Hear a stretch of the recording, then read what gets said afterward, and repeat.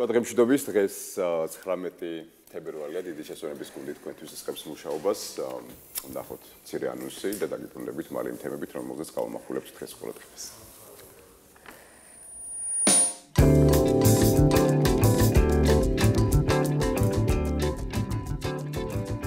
დღეს გადაცემაში ნახავთ. დღეს პლაგიატის წინააღმდეგ ბრძოლის დღეა. გადაცემის სტუმარია ბათუმის შოთა რუსთაველის სახელმწიფო უნივერსიტეტის ზუსტმეცნიერებათა და განათლების ფაკულტეტის პროფესორი ნანა მაკარაძე. საქართველოს ტურიზმის სამიტი ტურისტერი ბრუნდება. გადაცემის სტუმარია ტურიზმის ინსტიტუტის აღმასრულებელი დირექტორი მამუკა ბერძენიშვილი. როგორ ავიმახლოთ თვით შეფასება და გავხდეთ მეტად თავდაჯერებულები. თემაზე ვრცლად ისაუბრებს ფსიქოლოგი სოფო ჩიმბა. საქართველოს ინოვაციების და ტექნოლოგიების სააგენტო აცხადებს საგრანტო კონკურსს ინოვაციების გრანტები რეგიონებისთვის. თემაზე ვრცლად ისაუბრებს ქეთევან ბულისკირია.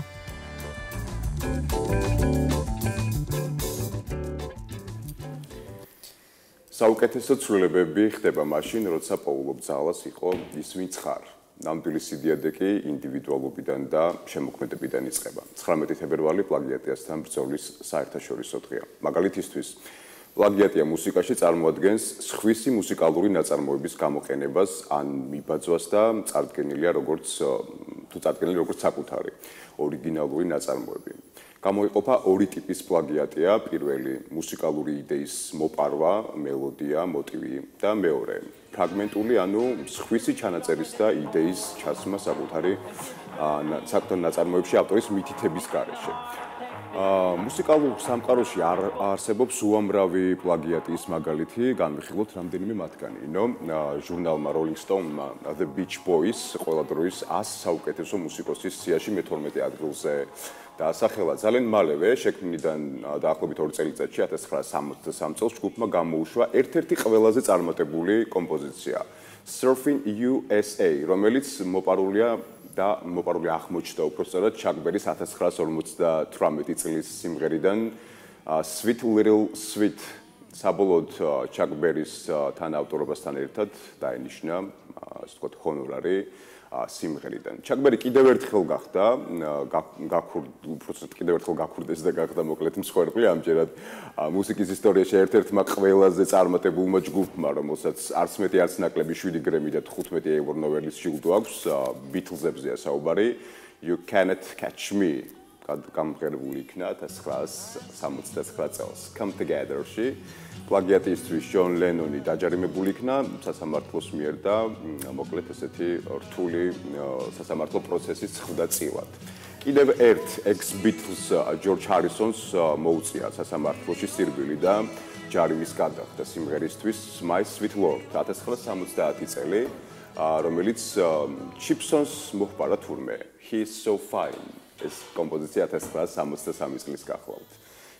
უნდა გადავიდეთ ჩემს ერთ-ერთ ტკივილზე, Led Zeppelin-ზე, რომლის დიდი გულშემატკივარიც ვარ, თუმცა სამწუხაროდ ის ნამდვილი რეკორდსმენია სიმღერებისა და მელოდიების მოპარვაში. მათი შემოქმედების თითქმის ნახევარი 30-50-იანი წლების ამერიკელი ბლუზმენების შემოქმედებიდანაა აღებული. ჯგუფმა რამდენჯერმე გადაიხადა ჯარიმები, ესე იგი პლაგიატისთვის, მაგალითისთვის Wolf Horvens, Rich Valens და სხვა მნიშვნელოვან ისეთ 30-იან 50-იანი წლების მუსიკოსებს მოკლედ მოუწიათ, მუსიკოსებისთვის გადახდა მოუწიათ.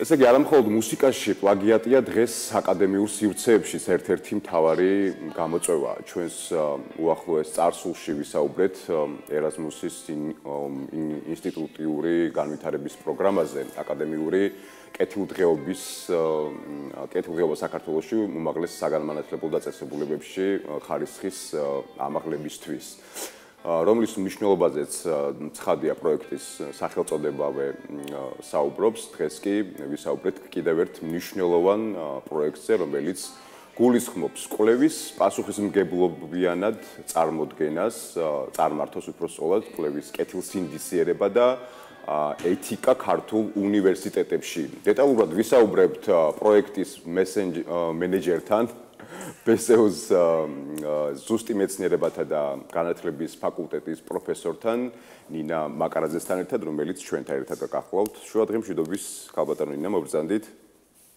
საკმაოდ მნიშვნელოვან პროექტზე გვიწევს საუბარი. ხემშვიდობისა. დაგრძანდებით. ესე იგი აკადემიურ სივრცეებში როგორც ჩანს საკმაოდ მნიშვნელოვანი და დიდი გამოწვევა არის პლაგიატია. კონკრეტულად რა ნაწილში გამოიხატება პლაგიატია და როგორია აკადემიური კეთილსინდისიერება ზოგადად ქართულ აკადემიურ სივრცეებში. მოგესალმებით. პირველ რიგში დიდი მადლობა ყოველწლიურად რომ ეხმიანება აჭარის ტელევიზია და რადიო ამ ძალიან მნიშვნელოვან საქმეს. მადლობას გიხდით ეთერში მოწვევისთვის, მივესალმებით თქვენს მაყურებელს. ძალიან მნიშვნელოვანია ის, რომ თუნდაც წელიწადში ერთხელ საზოგადოებას კიდევ ერთხელ შევახსენოთ აკადემიური კეთილსინდისიერების დაცვის მნიშვნელობის შესახებ. წლების წინ ალბათ ეს საკითხი ალბათ იყო სადღაც ჩვენ ხვდებოდით, ვაცნობიერებდით საზოგადოების დიდი ნაწილი თვითონ თუ სიტყვა პლაგიატს არ იყენებდა, ყოველ შემთხვევაში გადაწერა ტერმინი არსებობდა და სხვა მსგავსი სიტყვები, თუმცა ძალიან მნიშვნელოვანია, რომ ბოლო წლებში ამ საკითხს ძალიან დიდი ყურადღება მიექცა, როგორც მთლიანად მსოფლიოს მასშტაბით, ასევე საქართველოში და ამ გამოწვევას ბუნებრივია ფეხი აუწყო ბათუმის შოთა რუსთაველის სახელმწიფო უნივერსიტეტმაც, რომელსაც ამ წუთას მე წარმოვადგენ და რომელიც ახორციელებს 2022 წელს ერაზმუს პლუსის ფარგლებში დაფინანსებულ პროექტს აკადემიური კეთილსინდისიერება კვლევის კვლევის კეთილსინდისიერება წარმართვა და ეთიკა საქართველოს უნივერსიტეტებში. ბუნებრივია საქართველოს პროექტის კოორდინატორია ილიას სახელმწიფო უნივერსიტეტი. თუ დრო არის ერთ პატარა ინფორმაციას დავამატებ, ამ პროექტს წინ უძღოდა 2017 წელს დაფინანსებული 2017-20 წლებში, ასევე ბათუმის უნივერსიტეტი ერთადერთი, ანუ ჩვენი რეგიონის უნივერსიტეტებიდან თავიდან რომ იყო ჩართული პროექტში, რომელიც ასევე ინტეგრიტი ერქვა იმ პროექტს, რომელიც ასევე ეხმიანებოდა კვლევის სწავლის ეთიკას, აკადემიურ კეთილსინდისიერებას, მაგრამ იქ ძირითადი აქცენტი ფოკუსი იყო სწავლაში კეთილსინდისიერების დაცვაზე, ნაშრომებში და ანუ დავალებებში. და სხვადასხვა ამ პროექტის ფარგლებში ძალიან დიდი მიღწევები აქვს უნივერსიტეტს, იმიტომ რომ შევიძინეთ უკვე ანტიპლაგის პროგრამა, ჯერ პილოტირება მოხდა პროექტის ფარგლებში, გადამზადდა პერსონალი და ჩაშენდა უკვე ძალიან ბევრ სასწავლო კურსში, მათ შორის აკადემიური წერის კურსში, რომ ეს არის პლაგიატის ამომცნობით ეგრეთ წოდებული დეტექტორი პროგრამა, რომელიც ინტეგრირებულია ჩვენ შემთხვევაში Moodle-ის პლატფორმასთან.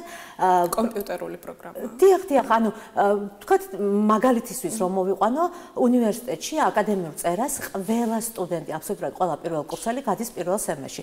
ასევე სავალდებულო კომპონენტია სამაგისტრო საფეხურზეც, მაგრამ შემოსული სტუდენტი პირველივე სემესტრში ხვდება, რომ არ უნდა არაკეთილსინდისიერად არ უნდა შეასრულოს დავალებები, ჯერ იქ ლაპარაკია სწავლაზე. ეს პროგრამა, ანუ ატვირთავს რამდენიმე დავალება აქვს და აჩვენებს პროცენტულ მაჩვენებელს სხვა წყაროებთან თანხვეწით. აი საინტერესოა სხვა შორის ნაშრომში ხშირ შემთხვევაში AI-საც იყენებენ თანამედროვე ტექნოლოგიას, რომელიც საკმაოდ მარტივია, გულისხმობ რას, რომ ნებისმიერ ინფორმაციას გაწვდის და შეიძლება მსგავსებაც ძალიან მარტივად აღმოაჩინოს თქვენმა დეტექტორმა ამ შემთხვევაში, მათ შორის AI-ის გამოყენების შემთხვევაშიც, თუ ეს საუბარია სხვადასხვა ტექნოლოგიას ზოგადად ძალიან კარგად ვითარდება და პირველ ეტაპზე როცა ამ პროგრამის გამოყენება დავიწყეთ, მაშინ ჩვენც არ ვფლობდით ასეთ დეტალებთან დაკავშირებით ინფორმაციას, თუმცა თანდათანობით, ანუ თვითონ Moodle-ს ჩვენ ვიყენებთ Turnitin-ს, ანუ როგორც პროექტის ფარგლებში იყო რომელი სხვადასხვა პროგრამა, უბრალოდ განსხვავება ამ პროგრამებს შორის არის, ანუ პლაგიატის ამომცნობ პროგრამებზე ვლაპარაკობ, არის იმაში, რამდენად მეტი ბაზაა ინდექსირებული და რამდენად მეტ ნაშრომს გამოიცნობს და შეიძლება სხვადასხვა პროგრამის ფარგლებში იდენტიფიცირებული ნაშრომი, ანუ თანხვედრა მსგავსება სხვა წყაროებთან იყოს სხვადასხვა. ეხლა ბოლო წლებში ბევრი ფუნქცია დაემატა ამ პროგრამებს, მათ შორის ხელოვნური ინტელექტის გამოყენების შემთხვევები, მათ შორის ხელოვნური ინტელექტის გამოყენებამდე მე მგონი 2 წლის წინ დაემატა კიდევ ერთი ძალიან მნიშვნელოვანი ფუნქცია, რომელიც გულისხმობს წერის სტილის ამოცნობას, ანუ თქვათ მე ერთხელ თქვენი დაწერილი ნაშრომი გავაგზავნე, მეორედ და მესამედ უკვე ჩემი და სტილს ადარებს ერთმანეთს, რომ არ არის ერთი ეგ. ასევე ნათარგმნი ტექსტების ამოცნობის ფუნქცია, დიახ, იმიტომ რომ თარგმანში ძალიან თამამები არიან, იმიტომ რომ თარგმანი ყოველთვის არ არის ერთნაირი, ანუ სხვადასხვა ადამიანის მიერ ნათარგმნი ტექსტი ძირითად შემთხვევაში თუ პირდაპირ თარგმანი არა, შინაარსობრივად შეიძლება რაღაცა პერიფრაზის გააკეთოს. აი ჩვენ ვიცით მაგალითად პერიფრაზე ჩვენ ვიცით რაღაცა რომ ავტორი უნდა მიუთითოთ და ასე შემდეგ და შემდეგ.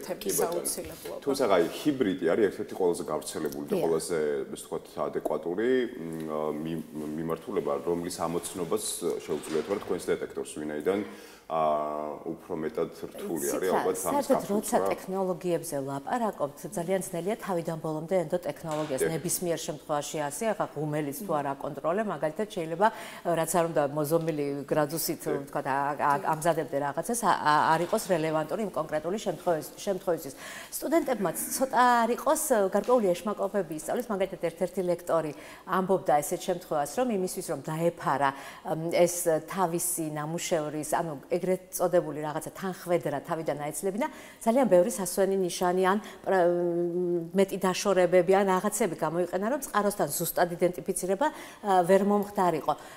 და სწორედ ამიტომ მინდა ვთქვა, რომ თუნდაც ხელოვნური ინტელექტის შემთხვევაში, ახლა მეც მაგალითად საჭიროების შემთხვევაში გამომიყენებია, ვთქვათ, გამიანალიზებია სტატისტიკური მონაცემები და უბრალოდ კარგად დამინახია, ვთქვათ, რაღაცა ჩემი ხედვა და იმის რამდენად თან სწრაფია დროში, მაგრამ ეს არ ნიშნავს იმას, რომ ბოლომდე ვენდო. თან ხელოვნური ინტელექტის შემთხვევაში თუ კი თვითონ ადამიანი იყენებს, თქვათ, იგივე ლექტორი, მასწავლებელი, მეცნიერ ხელმძღვანელი და ასე შემდეგ, ძალიან კარგად იცნობს სტილს, რომელიც ხელოვნურ ინტელექტს აქვს, იქ არის შეცდომების რაოდენობაც, იქ არის რაღაცა გარკვეული ბულეტებიანი და განსხვავებული სტილი და ამიტომ თუ კი დავალებას აძლევ ხელოვნურ ინტელექტს ძალიან სწორად შეიძლება ცოტა გაჭირდეს, მაინც მაგრამ ზუსტად ესაა, რომ აი ადამიანს თუნდაც საკუთარი ნაშრომის ხელმეორედ გამოყენებაც იყო წლების წინ იყო ყველა ეთერში ვიმეორებ ამას, იგივე ჩემს უნივერსიტეტში მომხდარა ალბათ ჩემს შემთხვევაში ან ბევრი წიგნი დამიჭერია ხელში, რომელსაც ერთი და იგივე ავტორი ყავდა, შინაარსი აბსოლუტურად ერთი და იგივე იყო და სხვადასხვა სათაურით აქვეყნებდა, უბრალოდ სხვადასხვა წელს ნაშრომების რაოდენობას იმატებდა. ესეც არის არაკეთილსინდისიერება. ასე და ფაქტი იყო, მახსოვს ბათუმის მერიამ გამოაცხადა კონკურსი ლექსების და გაგზავნეს ცნობილი ავტორების ლექსები საკუთარი ავტორობით და მერე იყო ესეთი სერიოზული სკანდალი. ასევე მახსენდება უნივერსიტეტში ბოლო პერიოდში გახმაურებული საქმე ერთ-ერთი პროფესორის პლაგიატურ ნაშრომთან დაკავშირებით, რომელსაც საკმაოდ ესეთი ფართო მithქმა-მოთქმა და გამოხმაურება მოჰყვა საზოგადოებაში. საინტერესოა ეს ნაწილი, აი კეთილსინდისიერებაზე გადის ცალსახად ზღვარი, აი პლაგიატის გამოყენების ან არ გამოყენების თუ სამართლებრივი მექანიზმი არსებობს. სამართლებრივი მექანიზმები და რას ითვალისწინებს? მე მგონი აკადემიურ სივრცეში ან უნივერსიტეტი ან მასწავლებლის შემთხვევა იგივე პრაქტიკის კვლევა რომ დაეტვირთა მასწავლებელს სქემის ფარგლებში ფაქტობრივად ყუპის ცალივით ერთი და იგივე ნაშრომები იყო, იგივე ღია სივრცეში იძებნებოდა და როცა არ იცოდა მასწავლებელმა პრაქტიკის კვლევა და მას ეს კომპონენტი დაევალა რომ მისი კარიერული წინსვლისთვის სჭირდებოდა, ნუ ან ვიღაცა წერდა, ან ერთმანეთისგან იწერდნენ და ასე შემდეგ. ყველა სივრცეში არსებობს თითო кейსი მაინც.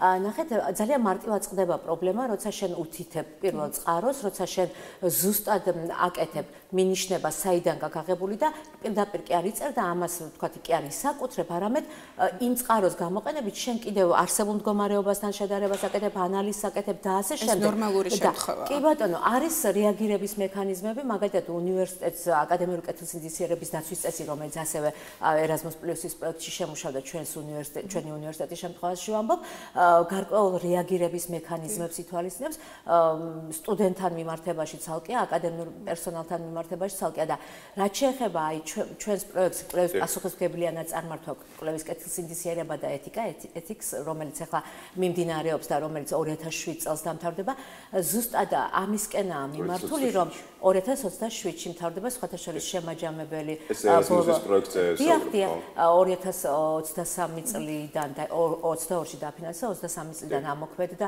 პირველი თებერვლიდან და დასრულდება ბათუმში და აუცილებლად მიგიწევთ ფინალურ კონფერენციაზე, რომელიც ბათუმში ხდება. დავესუსტოთ სამართლებრივი ნაწილი ითვალისწინებს თუ არა ქართული კანონმდებლობა რაიმე ტიპის. რა თქმა უნდა, აი ზუსტად ითვალისწინებს შიდამარეგულირებელი დოკუმენტები, კანონმდებლობა ზოგადად ითვალისწინებს, თუმცა კონკრეტულ დონეზე ითვალისწინებს დამარეგულირებელი კონკრეტულად მაგალითად უნივერსიტეტის კონკრეტული დაწესებულების შიდა კი ბატონო, მარეგულირებელი. აი სტუდენტის შემთხვევაში მაგალითად თუ სამაგისტრო ნაშრომია, გარკვეული, ანუ შეზღუდვები არის, გარკვეული რაღაცა დარღვევების შემდეგ აღარ დაიშვება დაცვაზე, პერსონალის შემთხვევაში არის თქვა უწყდება შრომითი ხელშეკრულება, აი გააჩნია სიმძიმეს. აღწერილია რა ტიპის დარღვევაზე, რა ტიპის რეაგირება იქნება. რეპუტაციული ზიანიც ალბათ. რა თქმა უნდა. აი სისტემის მოტყუების გზები თუ არსებობს მაგალითისთვის და თუ ყოფილა მსგავს შემთხვევა სისტემის მოტყუების გზები თუ არსებობს. იგივე დეტექტორის შემთხვევაში. რომელ სისტემას? აი იმ კონკრეტული დეტექტორის შემთხვევაში გეკითხებით, რომელიც ფილტრავს გარკვეულწილად მსგავსებას კონკრეტული ნაშრომებისა. სისტემის იცით რა, იმდენად ჭკვიანი სისტემაა, შეიძლება ითქვას, რომ უკვე მოტყუებაც ძალიან ძნელია. მეორე საკითხს დავამატებ.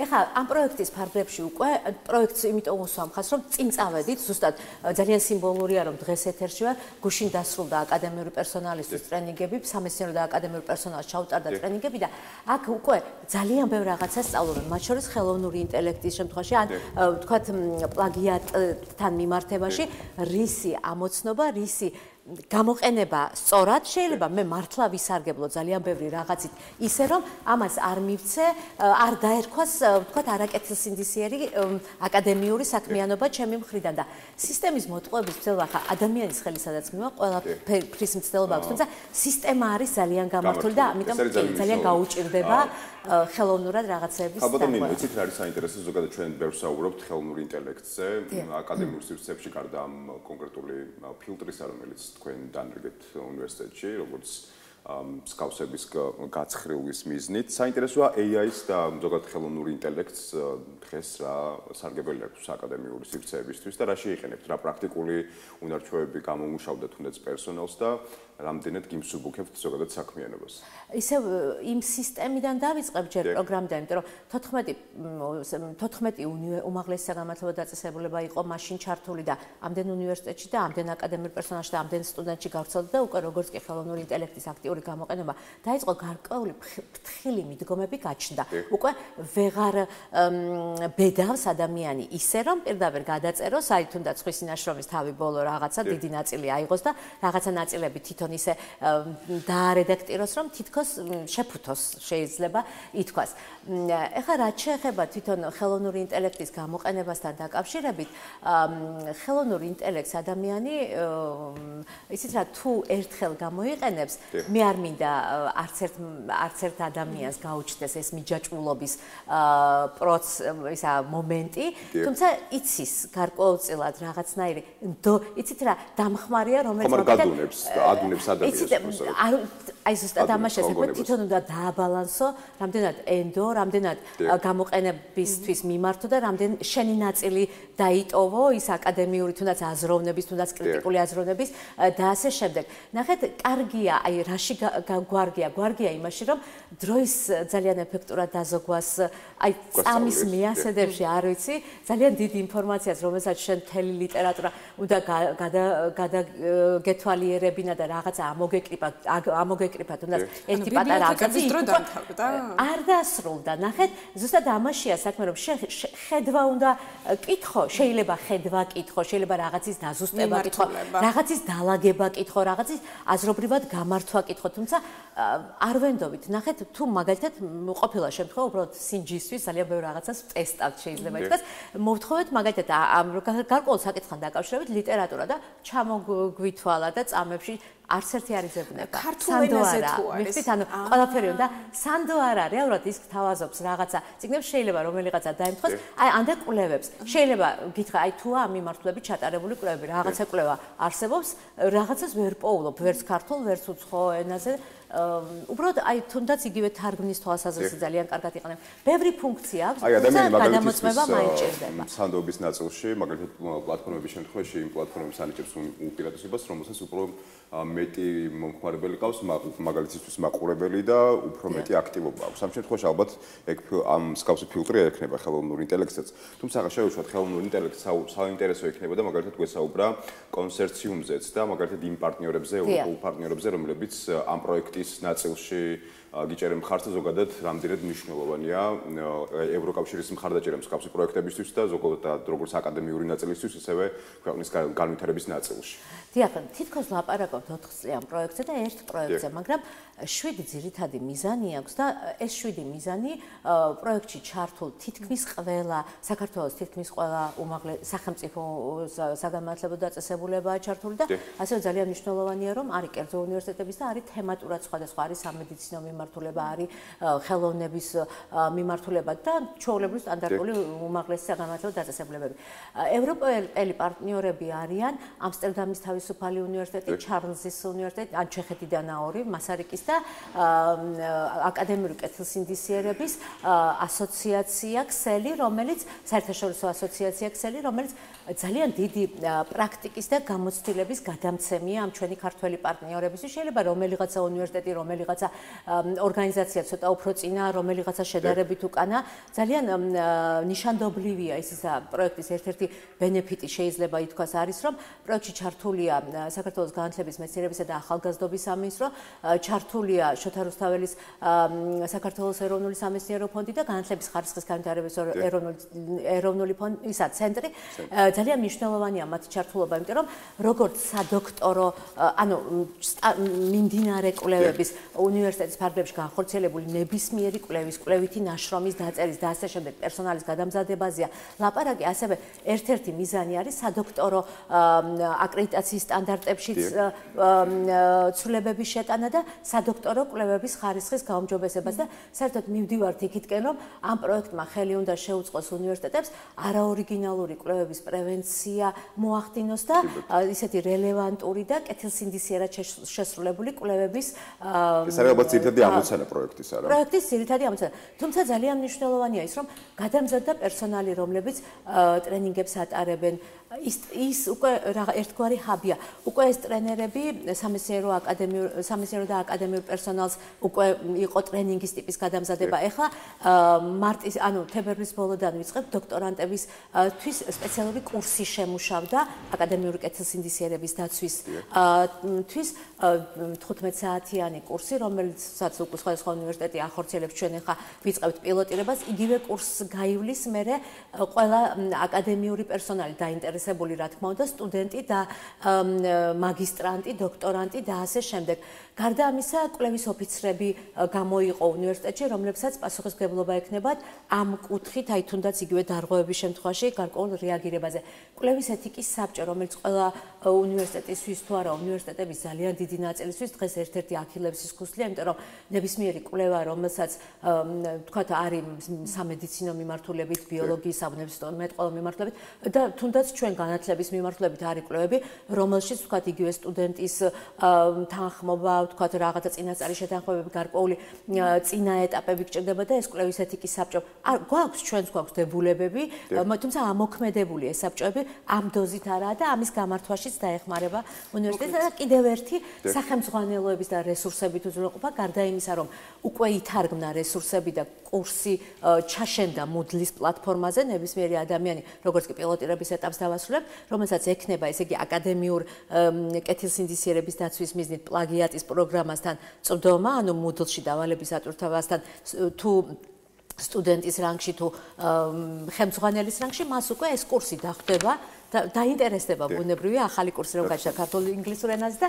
ძალიან ბევრ მასალას იპოვის იქ და კიდევ ერთი ბოლოს ვიტყვი რესურსები სახელმძღვანელოების შევიძინეთ ეხლა რაც იყო ბიუჯეტ გათვალისწინებული დაახლოებით 2800 ლარამდე სახელმძღვანელო შეძენა მოხდა რომელიც არის მთლიანად კვლევის ეთიკის მიმართულებით მაგრამ ესეც ძალიან მიამაყება რომ არ არის კონკრეტული ერთი მიმართულება თქვა ან განათლების კვლევები ან რომელიმე არის ძალიან ჩაშლილი კლინიკური მიმართულება ჰუმანიტარული სოციალური განათლება და ასე შემდეგ და ეს წიგნებიც ბიბლიოთეკაში არის უკვე ჩვენი წიგნადი ფონდის ნაწილი და მეც მადლობა უგრმესი ინტელექტუალური საკუთრების ძალიან ბევრისთვის აბსოლუტურად ყველა პირობა არის შექმნილი უნივერსიტეტში რომელიც არის მიღებისთვის აუცილებელი განათლების სისტემაში მაგალითად ჩვენთან მობრძანებისთვის სამუშაო საათებია და რომ დაგვითმეთ ეს დრო დავამშვიდობოთ მადლობა თემაწორისის და წარმატებებს გისურვებთ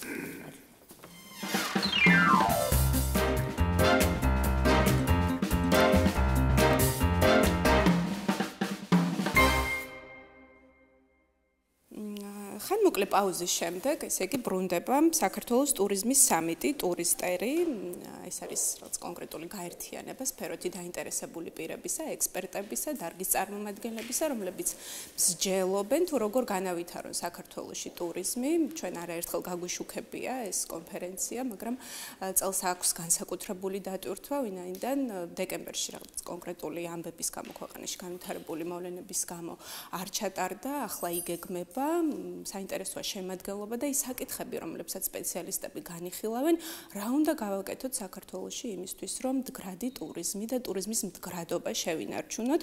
მამუკა ბერძენიშვილი არის ჩვენთან სტუმრად ტურიზმის ინსტიტუტის აღმასრულებელი დირექტორი.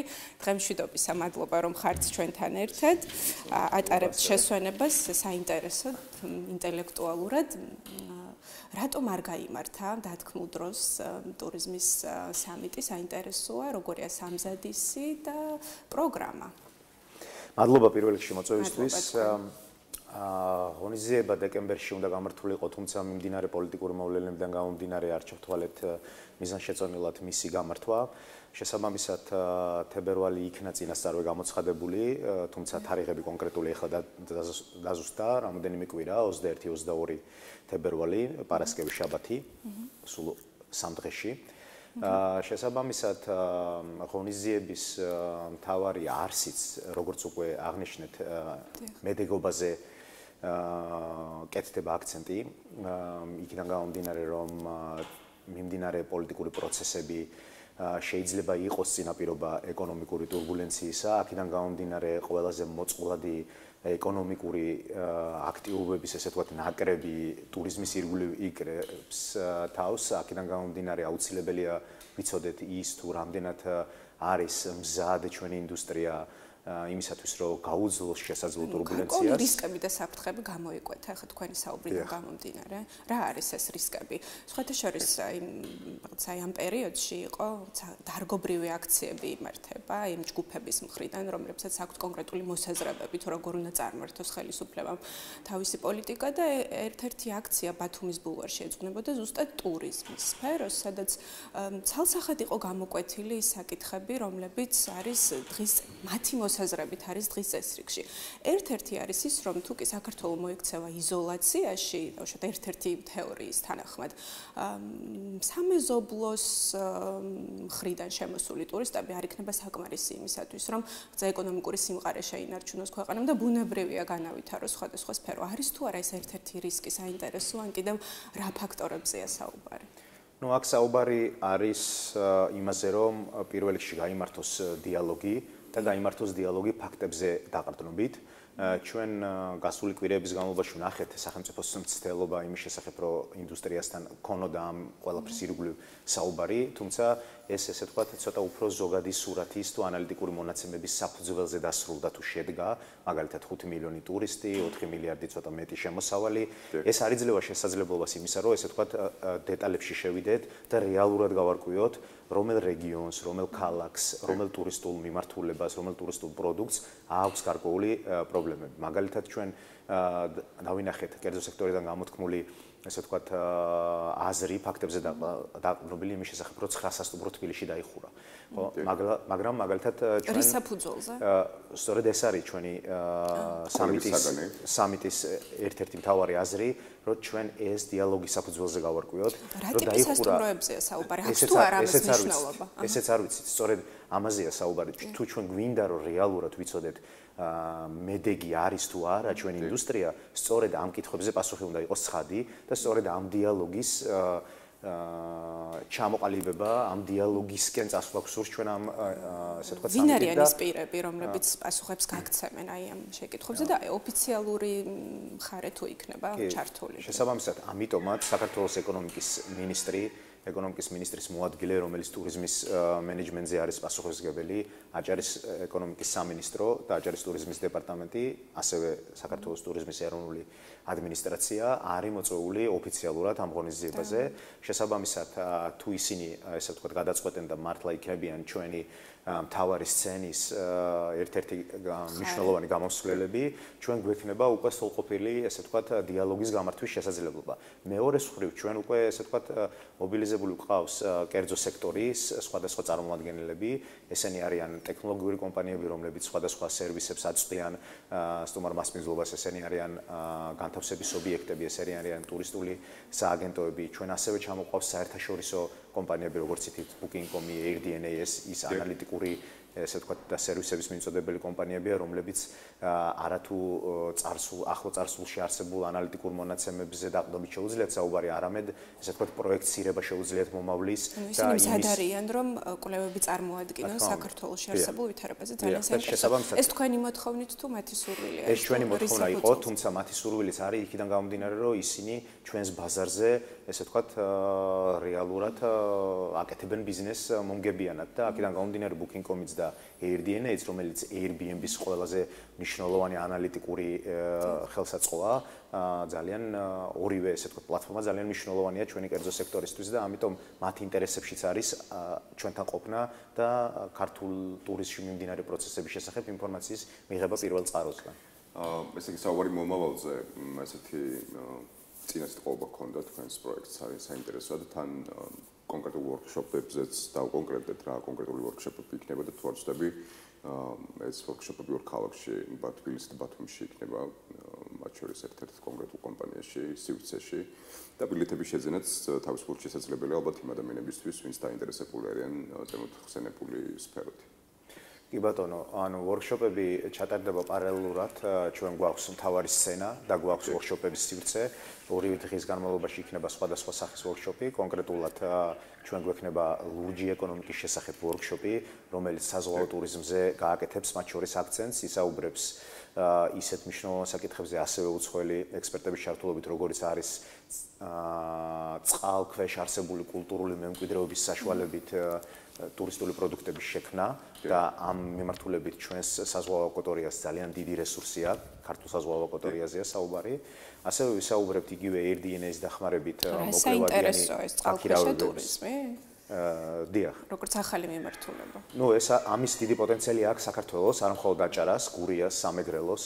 თუმცა სერვისები არ არის ნაკლებია. ამას ჭირდება პირველ რიგში შესაბამისი ინფრასტრუქტურა და შესაბამისი პროდუქტის განვითარება, იქნება ეს ფიზიკურ სივრცეში თუ ვირტუალურ სივრცეში. იდეა ვის ეკუთვნის, ვინ მიაგნო ამ ნაწილს? ამ ყველაფერს უდგას სათავეში მეცნიერები, კონკრეტულად შეიძლება ამ შემთხვევაში ვისაუბროთ ილიას სახელმწიფო უნივერსიტეტზე და ასევე საქართველოს გარემოს დაცვის სამინისტროზე.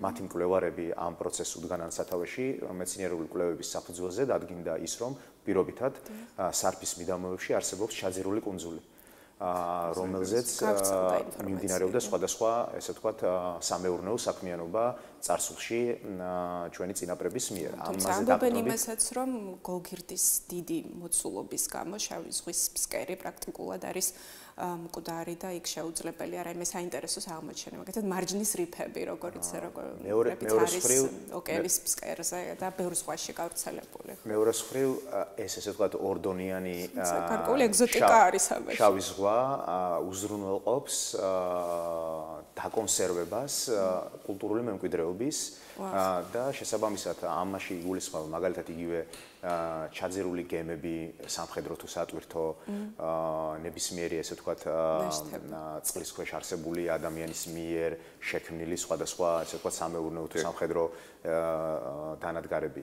ეს ყველაფერი ესე ვთქვათ საბარეკულევებზე მიმართულებით ეს ყველაფერი იძლევა საშუალებას იმისა, ესე ვთქვათ, ეს მეორე სართული, უпроსტად პირველი სართული შავი ზღვის, რომ ეს იყოს შენახული იმ ხარისხით, რომ მასზე დაფუძნებით ძალიან მარტივად შეიქმნას ტურისტული პროდუქტი. იქნება ეს მუზეუმი ფიზიკურ სივრცეში, ვირტუალურ სივრცეში თუ დაივინგზე ორიენტირებული სექტორიც დაინტერესდეს, რომ შესაბამისად ამაზე ჩვენ გვექნება ფაქტებზე დაყრდნობილი, ესე ვთქვათ, ვორქშოპი, საუბარი, პარასკევს, ნებისმიერ დამსწრეს შეუძლია დარეგისტრირდეს ამ ღონისძიებაზე და გაიგოს იმის შესახებ თუ რეალურად რა შეგვიძლია გავაკეთოთ. თუმცა ამას როგორც თქვი ასევე დაემატება Airbnb-ის ვორქშოპი, რომელიც მოკლე ვადიან გაქირავებებზე, ანუ ბინები, საწოლები, ოთახები და ასე შემდეგ ანალიტიკური შესაძლებლობების გაძლიერებაზე იქნება ორიენტირებული ეს ყველაფერი და ნებისმიერ თქვენთაგანს თუ თქვენ გაქვთ ბინა, პირობითად თქვენთვისაც კი საინტერესო იქნება გაიგოთ ის თუ რა შესაძლებლობები გაქვთ Airbnb-ის საშუალებით გააქირავოთ ეს უძრავი ქონება და ზოგადად შესაბამისად უძრავ ქონებაზეც ძალიან დიდი დოზით ვისაუბრებთ, რა როლი აქვს მას ტურისტთან კავშირში. აი, აქვე მაინტერესებს დამებადა შეკითხვა, Airbnb რამდენად არის პოპულარული ჩვენს რეგიონში? Booking-ი გასაგებია ყველაზე მეტად აპრობირებულია, ასევე რაოდენ გასაკვირიც არ უნდა იყოს, აფიშებიც შემორჩა ჯერ კიდევ ბოძებზე, რომ აი ვაქირავებ ბინას. Airbnb-ზე თუ არის დაკვეთა და მოთხოვნა ასევე. რა თქმა უნდა, განსაკუთრებით ბათუმში მოგესწრებათ განვითარება უძრავი ქონების უზრუნველყო ტურისტულმა პროცესებმა და შესაბამისად ნებისმიერი ესე ვთქვათ ახალ აშენებული კორპუსის დიდი ნაწილი სწორედ ტურიზმში ინვესტირების მიზნით ესე ვთქვათ შენდება და მფლობელები ამ ბინების არიან ადამიანები, რომლებიც ტურიზმში საინვესტიციოდ იყენებენ ამ უძრავ ქონებას. აქედან გამომდინარე Airbnb ძალიან მნიშვნელოვან როლს იკავებს და შესაბამისად სწორედ ამიტომაც ჩამოვიყვანეთ ჩვენ AirDNA, ეს ორი სხვადასხვა კომპანიაა. AirDNA არის Airbnb-ის ანალიტიკური პლატფორმა, თუმცა დამოუკიდებელი კომპანია, რომელიც კერძო სექტორს აწვდის ინფორმაციას არა მხოლოდ ანალიტიკის შესახებ, არამედ სხვადასხვა ხელსაწყოს იმის შესახებ, თუ როგორ შეიძლება გააუმჯობესონ დაჯავშნები, გაყიდვები და შესაბამისად მიიღონ შემოსავალი. მოდი აქცენტი გავაკეთოთ კონკრეტულად ჩვენს რეგიონზე და იმ გამოწვევებზე, რომელიც კონკრეტულად ბათუმისთვის და აჭარისთვის არსებობს, თუ იქნება საუბარი ამ ვორქშოპებზე და რა კონკრეტული გამოწვევები გამოიკვეთა. აუცილებლად ჩვენ ვახსენეთ, რომ მაგალითად თბილისურმა სასტუმროებმა თქვეს, რომ 9 ესე ვთქვათ სასტუმრო დაიხურა, თუმცა პირობითად მსგავსი ინფორმაცია ბათუმზე ჩვენ არ მოგვისმენია. საბედნიეროდ. და ეს ალბათ კარგის ნიშანი უნდა იყოს. მე ესე ვთქვათ ყველა ინფორმაციას რა თქმა უნდა ეხლა ვერ გაგიმჟღავნებთ და ვინახავთ ამას პარასკევის და შაბათისთვის, თუმცა შემიძლია ამ მოსამზადებელი სამუშაოებიდან გამომდინარე თქვა შემდეგი რამ, რომ ამ გადმოსახედიდან და არსებული გეოგრაფიიდან ტურისტებისა შეგვიძლია ვთქვათ, რომ ბათუმს აქვს ცოტათი უპირატესი, ასე ვთქვათ, მდგომარეობა სხვა რეგიონებთან მიმართებაში, იქიდან გამომდინარე, რომ ჩვენი ტურისტები მოდიან მეზობელი თურქეთიდან, ისრაელიდან, ახლო აღმოსავლეთიდან და ამ სეზონზეა საუბარი. ნებისმიერ სეზონზე ეს ასევე თავისთავად კავშირში არის სათამაშო ბიზნესთან. შესაბამისად ეს ის ქვეყნებია, რომელთა მოგზაურობის შესახებ გადაწყვეტილებაზე საქართველოში დიდ გავლენას არ ახდენს მიმდინარე პოლიტიკური პროცესები.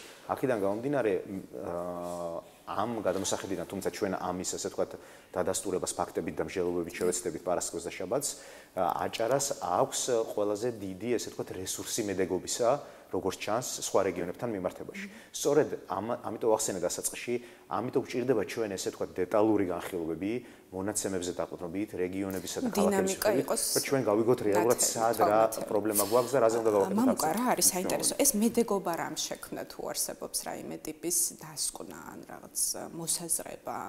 სწორედ მიმდინარეობს ტურიზმის პოლიტიკა, ტურისტების მოზიდვის პოლიტიკა აჭარაში შეგვიძლია რაიმე ტიპის დასკვნა გავაკეთოთ აი ამ დროისთვის? ამაზე დასკვნის გასაკეთებლად სწორედ მოწვეული ყავს ეს ექსპერტები, რომელიც აღნიშნეთ კერძო სექტორებიდან, საერთაშორისო სექტორებიდან და ასევე სახელმწიფო უწყებლებიდან.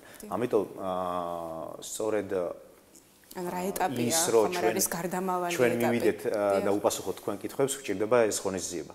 ამიტომ, ასე ვთქვათ, ეს ალბათ უფრო შემდგომ კვირას გვეცოდება. ანუ გაახმოვანეთ ჩვენი კითხვებიც აი ამ კონფერენციაზე. აი, სხვაჯერს ბოლო კითხვა მექნებოდა ესეთი საინტერესოა, ხშირად საუბრობენ იმაზე, რომ საკმაოდ მაღალია ფასი რეგიონში, მათ შორის დასვენების მიმართულებით, მათ შორის საუბარი როგორც სურსათზე, ასევე ნებისმიერ სხვა იმ პროდუქტზე თუ სერვისზე, რომელიც არსებობს დღეს ქალაქში.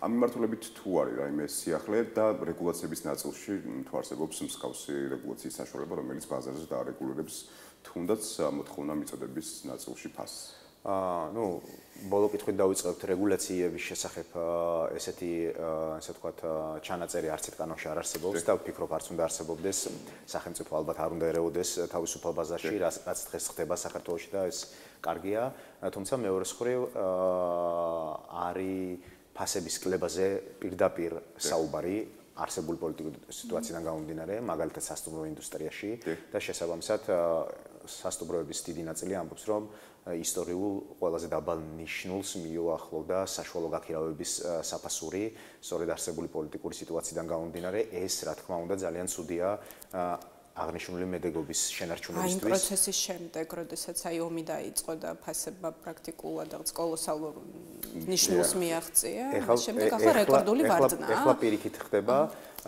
თუმცა გაყიდვის სექტორშიც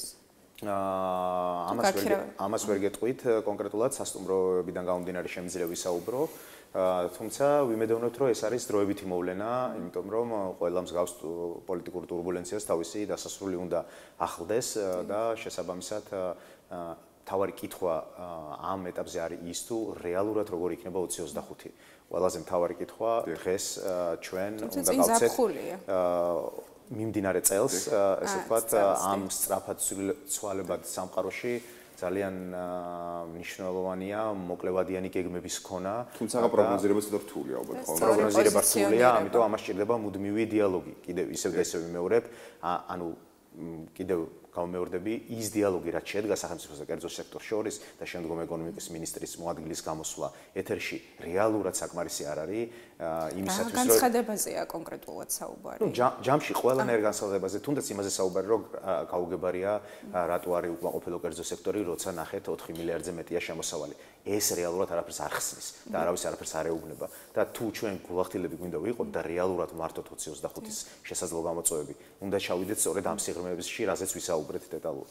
ძალიან საინტერესოა, გისურვებთ წარმატებას საინტერესო დღეებს და შემდეგ ეპატიჟებით უკვე კონკრეტული შედეგების გასახმოვანებლად. მამუკა ბერძენიშვილი ტურიზმის ინსტიტუტის აღმასრულებელი დირექტორი იყო ჩვენთან სტუმრად. დავბრუნდებით მალე.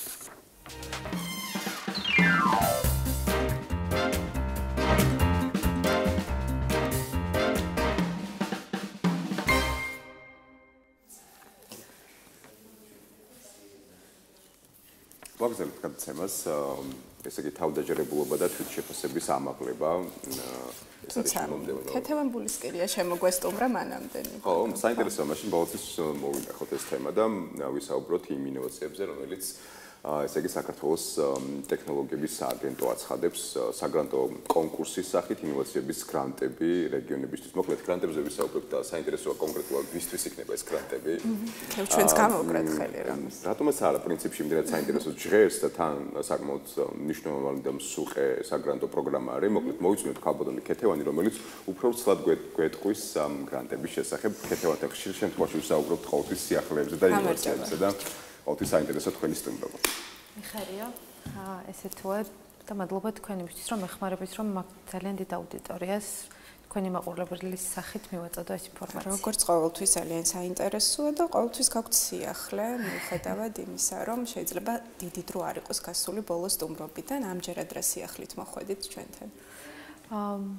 ვფიქრობ, რომ ეს ერთ-ერთი ყველაზე მნიშვნელოვანი სიახლეა, რასაც ბათუმის ტექნოპარკი აანონსებს, ვინაიდან საქართველოს ინოვაციებისა და ტექნოლოგიების სააგენტო ახორციელებს რეგიონალურ საგრანტო კონკურსებს ინოვაციური იდეებისთვის და წელს პირველი გამოცხადდა, ასე ვთქვათ, აჭარა, გურია და იმერეთში.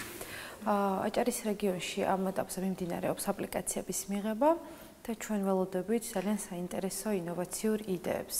აქ გაჟღერდა კითხვა, ვისთვის შეიძლება იყოს განკუთვნილი ეს საგრანტო კონკურსი.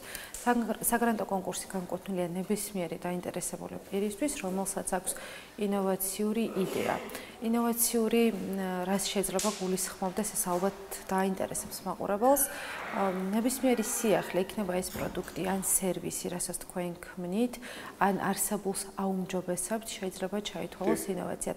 თუ მაინც არსებობს კითხვები, მე ყოველთვის მოვუწოდებ ადამიანებს, რომ ბათუმის ტექნოპარკში მოგზავნდნენ და მაქსიმალურად ჩემი კომპეტენციის ფარგლებში და ჩემი კოლეგების, რომლებიც თბილისში იმყოფებიან, დავეხმარებით და გავარკვევთ ამ დეტალებში. აი, გარდა იდეის არსებობისა, კიდევ რა წინაპირობა არსებობს იმისთვის, რომ აპლიკანტმა აპლიკაციის შევსების პროცესში მიიღოს სრულფასოვანი უფლება წვდომა საგრანტო პროგრამის არ მოგწევს საუბრობ. ამ შემთხვევაში ერთ-ერთი უმნიშვნელოვანესი კრიტერიუმი არის იყოთ დაკავშირებული რეგიონთან.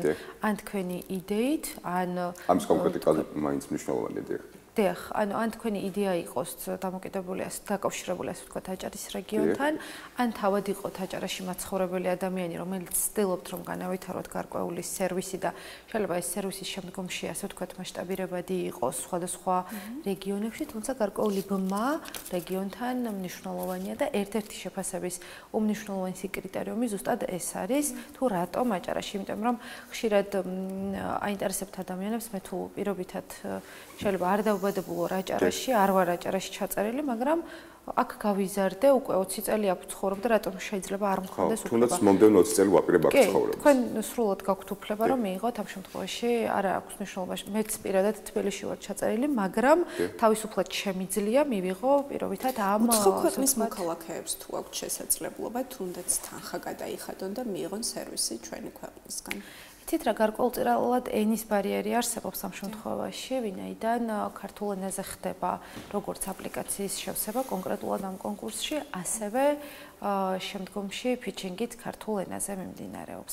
150,000 ლარიან საგრანტო კონკურსი, რომელიც ჯიტას ასევე აქვს და ერთხელ მისაუბრია თქვენ ეთერში, ამ შემთხვევაში შეუძლიათ უცხო ქვეყნის მოქალაქეებს აი ამ ენის ბარიერის გარეშე დაძლიონ ეს სიცნელები და მიიღონ და ჩვენ არაერთი ბენეფიციარი ყავს უცხო ქვეყნის კი ბატონო, საინტერესოა ზოგადად ამ გრანტის შესაძლებლობა ვინ მოგცათ კონკრეტულად მხარდამჭერებზე ვისაუბროთ და ზოგადად როგორ მოიპოვეთ ეს საგრანტო პროგრამა, რომელიც ცალსახად თავითვე მნიშვნელოვანია რეგიონისთვის. მოდით დავიწყოთ იქიდან, რომ ბათუმის ტექნოპარკი მსოფლიო ბანკის მხარდაჭერით გაიხსნა ბათუმში, ვინაიდან საქართველოს ინოვაციების და ტექნოლოგიების სააგენტომ განაწყვეტა, რომ ინფრასტრუქტურული მასშტაბირება მოეხდინა ქვეყანაში, რის საფუძველზეც რეგიონებში გაიხსნა ტექნოპარკები და შესაბამისად აქ მცხოვრებ ადამიანებს მარტივად შეუძლიათ, ასე ვთქვათ, კავშირი გქონდეთ და გამოიყენონ ის ინფრასტრუქტურა, რასაც ზოგადად ჯიტას თავაზობს, პირობითად თავაზობდა მარტო თბილისში.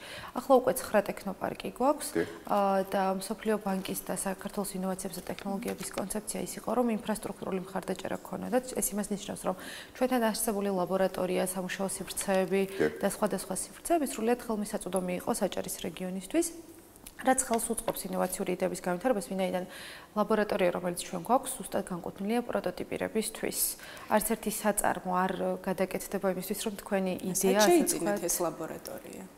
ლაბორატორიის შეძენა მოხდა სხვადასხვა დანადგარების სხვადასხვა ქვეყნებთან ყველანაირი შესყიდვა, რასაც საქართველოს ინოვაციების და ტექნოლოგიების სააგენტო აკეთებს, ხდება ტენდერის წესით და შესაბამისად ეგ უკვე სხვადასხვა ქვეყნებში არის აბსოლუტურად ახალ ტექნოლოგიაზე. კი, საკმაოდ კი, დაინტერესებული პირი, როდესაც მოვა თქვენთან, უშუალოდ ეზიარება უახლის ტექნოლოგიებს. ჩვენ ვცდილობთ რომ გარკვეული ფეხი აუვბათ იმ ტექნოლოგიურ სიახლეებს, რაც მიმდინარეობს, მაგალითად რობოტები იქნება თუ ასე შემდეგ, მუდმივად ვანახლებთ. მსოფლიო ბანკი ვახსენე, იმიტომ რომ გაიხსნა მსოფლიო ბანკის მხარდაჭერით, გარკვეული ინფრასტრუქტურის ნაწილშიც მხარი დაუჭირა სააგენტოს, შემდეგ კი ახლა უშუალოდ საქართველოს ეკონომიკის სადამდგრადი განვითარების სამინისტროს დაქვემდებარებაშია ჩვენი სიპი და შესაბამისად ეს საგრანტო კონკურსიც უშუალოდ სამინისტროს. ხალხურად საინტერესოა ზოგადად გრანტის მოცულობა, თუ არის კონკრეტული ლიმიტი იმ კონკრეტული იდეისთვის, რომელიც შეიძლება კონკრეტულ ადამიანს ჰქონდეს. კონკრეტულად ეს საგრანტო კონკურსი 25,000 ლარამდე გრანტს მოიცავს, ვინაიდან განკუთვნილია პროტოტიპირებისთვის. აქ თქვენ შეგიძლიათ მოხვიდეთ იდეით და თქვენი ენთუზიაზმით, მოტივაციით და დაამტკიცოთ ის, რომ თქვენი იდეა განხორციელებადი, მასშტაბირებადი და მომგებიანი შეიძლება იყოს მომავალში. რა უნდა გავაკეთოთ ამისთვის, როგორ დაგარწმუნოთ? ჩემი დაკვირვებით უკვე მესამე წელია აჭარაში მიმდინარეობს რეგიონალური საგრანტო კონკურსები და ჩემთან მოსულ ადამიანებსაც ზუსტად ამას ვეუბნები, რომ გუნდის კომპეტენცია არის ერთ-ერთი ყველაზე მნიშვნელოვანი ნაწილი გრანტის გაცემის დროს. ვინაიდან მე მქონია შემთხვევები, რომ ძალიან კარგი ზოგადად მე როგორც მენეჯერი არ ვაფასებ არც ერთი ასე ვთქვათ მოსული ადამიანის იდეის ავკარგიანობას. უბრალოდ გარკვეულ მიმართულებას ვაძლევ. შეიძლება ადამიანები დამოუკიდებელი ექსპერტები, რომელსაც სააგენტო გირაობს, სრულიად დამოუკიდებლად, რომლებიც არჩევენ სხვადასხვა კონკურსის დროს სხვადასხვა ადამიანებს. შეიძლება ემთხვეოდეს, თუმცა დამოუკიდებელი ექსპერტები არიან საკმაოდ კომპეტენტურები სტარტაპ ეკოსისტემაში. დირექტორი და გამჭვირვალეა. კი, რა თქმა უნდა, ეს პროცესი სრულიად ძალიან დამოუკიდებელი ჯიტასგან, ვინაიდან ჩვენ ჩვენ გრანტის გამცემი ვართ და დამოუკიდებელი ექსპერტებისგან ვიღებთ, ასე ვთქვათ, იმ გადაწყვეტილებებს, თუ ვისთვის შეიძლება იყოს გრანტი განკუთვნილი და შეგიძლიათ აი მინიშნება გააკეთოთ მსურველებისთვის, ანუ პროექტი უნდა იყოს გამართული, რაზე კეთდება აქცენტი ძირითადად იდეის გამართულობაზე, რაღაც ტექნიკურ აღწერილობაზე, თუ იმის დასაბუთებაზე, რატომ არის კონკრეტული პირისთვის საჭირო აი ამ იდეის განხორციელება, ვთქვათ, სარგებელზე, რომელიც შეიძლება ბიუჯეტს მოუტანოს სამომავლოდ. პირველ რიგში რომ გამოვიდეთ ბენეფიციარის გადმოსახედიდან იმ ადამიანისგან, ვინც შეიძლება გეგმავდეს კონკურსში მონაწილეობას, Grants.gov არის ესეთი ვებგვერდი, სადაც თქვენ შედიხართ და ნახულობთ უშუალოდ აჭარის საგრანტო კონკურსს. იქვე არის მითითებული და მიმაგრებული საგრანტო დოკუმენტები, რაც ჯერჯერობით უნდა გადახედოთ, შეისწავლოთ თუ ვისთვის, ასე ვთქვათ, არის განკუთვნილი ეს გრანტი და რას ექცევა ყურადღება. იქვე არის მიმაგრებული ფაილი, სადაც არის კითხვა, ანუ ყველაზე ხშირად დასმული კითხვები, რაც ძალიან დაეხმარება თითოეულ აპლიკანტს, ვინაიდან ბევრი კითხვა ერთ და იგივე ჩნდება ხოლმე და ასევე პარასკევს 13 საათზე ჯიტა თექპარკის გვერდზე არის საინფორმაციო შეხვედრა ამ გრანტთან დაკავშირებით, ღიაკარის დღე, სადაც ნებისმიერ თქვენ კითხვას ონლაინ რეჟიმში უპასუხებენ. ეს ერთი საკითხი იმისთვის, რომ გავერკვეთ ვისთვის არის, რისთვის არის და ასე ვთქვათ, ჩამომყალიბდეთ და რამდენად შემიძლია ამ კონკურსში მონაწილეობა. შემდეგი რა სარგებელი შეიძლება მიიღოს ადამიანმა? იგუშინაც იყვნენ ჩემთან ახალგაზრდები და იქ განმეორდები, რომ რა თქმა უნდა, ჩემი დიდი სურვილია, რომ ამ ახალგაზრდებმა გრანტი მიიღონ, მაგრამ ის გზა, რასაც ისინი გადიან გრანტის აღებამდე, მათ ისედაც ძალიან ზრდით. და რატომ? როგორც კი თქვენ საგრანტო განაცხადს გააკეთებს და გადახვალთ შემდეგ ეტაპზე, ჩაგიტარდებათ რამდენიმე დღიანი ტრენინგი, სადაც სწავლობთ როგორ ჩამოაყალიბოთ საკუთარი იდეა, როგორ წარმოაჩინოთ ის სწორად, როგორ რაზე გააკეთოთ აქცენტები და ასე შემდეგ. მერე გამოდიხართ ინვესტორების, უბრალოდ ამ შემთხვევაში კომისიის წინაშე და ეგრეთ წოდებულ pitching-ს, ანუ ასე ვთქვათ პრეზენტაციას, რაც კიდევ უფრო ცნობილი სიტყვა. ხო, პრეზენტაციას ატარებთ, სადაც 10 წუთში ახერხებთ, რომ სრულად თქვენი იდეა სწორად ჩამოაყალიბოთ, სწორად გადმოსცეთ სათქმელი. აი ამ პროცესში მონაწილეობაც კი ძალიან ზრდით ადამიანებს და კონკრეტულად სტარტაპებს. ვინაიდან ძირითად შემთხვევაში აქ გრანტის ამღები ადამიანები მაინც დამწყებები არიან. ვინაიდან ეს არის პირველი ეტაპი, რასაც ჯიტას თავაზობს სტარტაპებს. შემდეგ რა თქმა უნდა, გვაქვს სხვადასხვა ტიპის გრანტები, რომლებიც სტარტაპი ნიშნავს თუ არა იმას, რომ თქვათ მეორე პროექტი მაქვს სხვა მიმართულებით, მაგრამ მაინც დამწყებად მივიჩნევი. თუმცა უნდა ვისარგებლო იგივე სერვისით. კი, ანუ ეს არ განისაზღვრება სტარტაპი მაინც და მაინც, ასე ვთქვათ, ძალიან ბევრი სტარტაპერი შემიძლია მოგიყვანოთ წარმატებული, რომელსაც არაერთი სტარტაპი აქვს, ანუ ზოგჯერ არის შემთხვევები, როდესაც ერთ სტარტაპზე მუშაობას ასრულებენ, გადასცემენ სხვა გუნდს და მერე აგრძელებენ. ანუ თქვენ ან შეიძლება რამდენიმე სტარტაპთან ერთად მუშაობდეთ, რაც დიდად რეკომენდირებული არ არის, ანუ მნიშვნელოვანია ერთ იდეაზე კონცენტრირებული, თუმცა უკვე გამოცდილი სტარტაპები და სოფლიოშიც შეგიძლიათ ნახოთ, რამდენიმე სტარტაპის შემქმნელი სტარტაპერები არსებობენ. ანუ ეს იმას არ ნიშნავს, რომ თქვენ მხოლოდ ერთ იდეაზე და ზოგადად სტარტაპერების გუნდს რატომ აქცევენ ძალიან დიდ ყურადღებას, ჩემს პირად აზრს გაგიზიარებთ, რომ ერთი რომ იდეა შეიძლება მალევე შეიცვალოს და გუნდს უნდა კონდეს ამ იდეასთან მორგების, ამ ლავირების გამოცდილება, შესაძლებლობა და ამის რესურსი, რომ ამას მოერიოს, ჩემი აზრით. აი მე ვაკვირდები ყოველთვის დამსწრებს, იმიტომ რომ მე სუვეუნები ჟიურის, რომ მე არ შემომხედოთ, იმიტომ რომ ვინაიდან მე აჭარის, ასე ვთქვათ, ტექნოპარკს წარმოვადგენ, ყველა ბენეფიციარი, რომელიც გადის, გულწრფელად მინდა რომ დაფინანსდეს, თუმცა არსებობს გარკვეული ლიმიტები. ესეც ალბათ სტატისტიკა საინტერესოა. ემოციური ფაქტორი არის თუ არა? კი, ჩემთვის ძალიან ემოციურია, გულწრფელად რომ გითხრათ, რა თქმა უნდა, ხა მე თვითონაც ხვდები, ვის მეტი შანსი აქვს და ვის არა, თუმცა მე არანაირი, ასე ვთქვათ, ჩართულობის უფლება არ მაქვს შეფასების ნაწილში, მე უბრალოდ როგორც გულშემატკივარი ისე ვუსმენ, ასე ვთქვათ, სტარტაპებს, თუმცა მე თვითონმე ხვდები უკვე ვის აქვს მეტი შანსი და ვის არა, ვინაიდან თავიდან პირველ წელს კიდევ რა ხდება ამ პირველად ეფექტს თქვენთვის? pitching-ი ძალიან მნიშვნელოვანი ნაწილია. როგორ წარადგენ შენს და ძალიან ეტყობათ ადამიანებს, რომ იმუშავეს საკუთარ თავზე. ამიტომაც ვინც ჩემთან მოდის გარკვეულ კონსულტაციაზე, ყოველთვის ვეუბნები, რომ საკუთარ თავზე მუშაობა უნდა ისწავლონ. მოусმინონ ბევრ სტარტაპს, არის ამის შესაძლებლობა, როგორც ჩვენს გვერდზე, ასევე მე შემიძლია მივაწოდო ეს რესურსები, რომ ბევრი მაგალითი ნახონ იმისთვის, რომ გაიგონ როგორი უნდა იყოს pitching-ი. შეიძლება რომ ნიკო ბოდიში ავტორი იყოს სხვა და წარმოდგენი იყოს სხვა. გუნდის წევრი უნდა იყოს ყველა შემთხვევაში. ანუ გუნდში ზოგადად სულ რამდენიმე ადამიანი არის ხოლმე და ყოველთვის დაინახავ ვიღაცას უფრო აქვს ამის სურვილი და ასე ვთქვათ უნარჩვევებიც, რომ წარადგინოს პროექტი საინტერესო აქვს, ზოგს საერთოდ არ აქვს ამის სურვილი და პირიქით ითხოვს, რომ იქნება არ გამიყვანოთ. ეს ძალიან ბუნებრივია. მე შემოხვედრე ეს კი, ძალიან ბევრი უნარჩვევა სჭირდება ადამიანს იმისთვის, რომელიც დასწავლადია ჩემი აზრით, თუ ამის სურვილი გაქვთ.